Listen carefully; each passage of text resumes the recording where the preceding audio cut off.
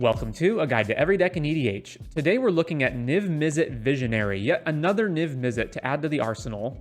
Similar to many of the previous Niv-Mizzets, this is also a 6 mana blue and red commander, a dragon wizard with flying. He's a 5/5, and he says you have no maximum hand size, and whenever a source you control deals non-combat damage to an opponent, you draw that many cards. I went through a number of iterations with Niv-Mizzet, trying to figure out exactly what kind of archetype, style, and exactly which cards would fit Niv-Mizzet the best. In the end, I opted for more of a control deck, but with a sort of Storm-esque finish, rather than an all-in Storm combo deck. So there's primarily going to be two types of cards that we're going to use with Niv-Mizzet in order to draw cards based on this damage. They, of course, will be burn-based. But the two categories that they fall into, broadly speaking, are either cards that automatically deal damage on the upkeep or some such, and then there's going to be proactive burn spells that we have to cast and pay mana for after we cast Niv-Mizzet. So going through these, we have our permanent-based damage dealers, such as Burning Earth and Mana Barbs, which deal damage based on people tapping their lands for mana. Magebane Lizard, which damages based on players casting non-creature spells. Razorkin Needlehead, which is one of the few asymmetrical burn pieces that punishes our opponents for drawing cards. Roiling Vortex to damage our opponents on upkeep, and similarly Sulfuric Vortex also to damage opponents on upkeep. And then we have Spell Shock. Whenever a player casts a spell, this deals 2 damage to them. So the benefit of these cards is that we can deploy them prior to casting Niv-Mizzet, and then the turn we actually do cast Niv-Mizzet, we can simply pass the turn, and these will automatically start dealing damage to our opponents, allowing us to draw cards. Now, on the other hand, we have cards like Flame Rift, Price of Progress, Bolt Wave, Acidic Soil, and Sizzle, which are all proactive burn spells that we have to pay additional mana for. The upside to these is that they usually deal a lot more damage in total than the permanent-based automatic ones, although that's not always true. And more importantly, they are guaranteed, whereas certain ones like Burning Earth, Magebane Lizard, etc. are not necessarily guaranteed sources of damage. But as an example, let's say you have Niv-Mizzet in play and you, on a prior turn, deployed Sulfuric Vortex. Assuming you have 3 opponents, this is going to deal 2 damage to each of your opponents on their upkeep, meaning you'll draw a total of 6 cards without having to pay any additional mana after you cast Niv-Mizzet. And in contrast, if we are able to cast Niv-Mizzet and it survives for the turn, we can untap and cast something like Bolt Wave and draw 9 cards, let's say, for just 1 mana.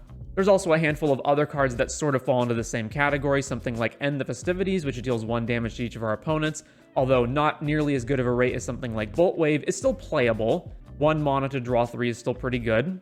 We also have things like Cave In, which we can cast for free by pitching a red spell, and it deals 2 damage to each creature and player, so essentially spending 2 cards and 0 mana to draw 6 cards. And then we have reoriented our removal to be more burn-based, so we are playing things like Galvanic Blast and Lightning Bolt, which we might not necessarily play otherwise, but in this case, we can point them at our opponent's face to draw cards. And also worth mentioning over here is Voldaren Epicure, and also Molten Psyche, which can further deal damage.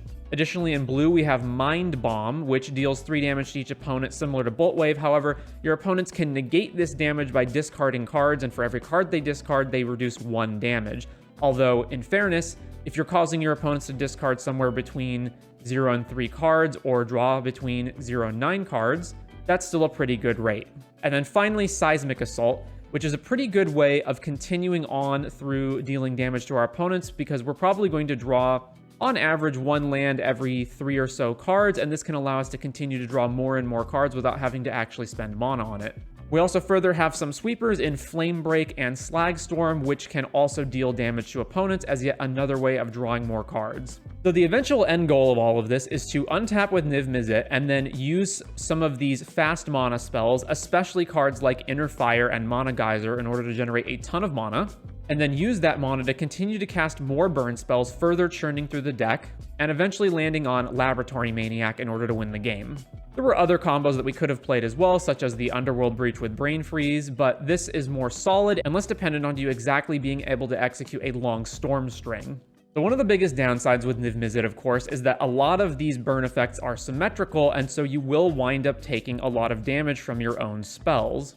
It's possible to play something like Propaganda in order to maybe make it so that your opponents can't attack you as well, but I thought it better to just run sweepers in order to clear the board of creatures. It's also very important to not only resolve Niv-Mizzet, but also to make sure that it doesn't die to removal. Unfortunately, we're in Izzet colors, and there's not too many options that enable that. So we do have cards like Deflecting Swat Misdirection, and a number of free counter spells like Force of Will and Fierce Guardianship, along with Lightning Greaves Spellskite and Kira Great Glass Spinner in order to prevent it from being killed.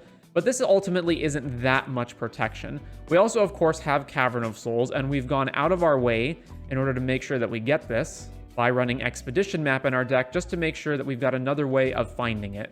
A number of ramp spells as well, because we do have to get to a 6 mana commander, and in a pretty timely fashion at that.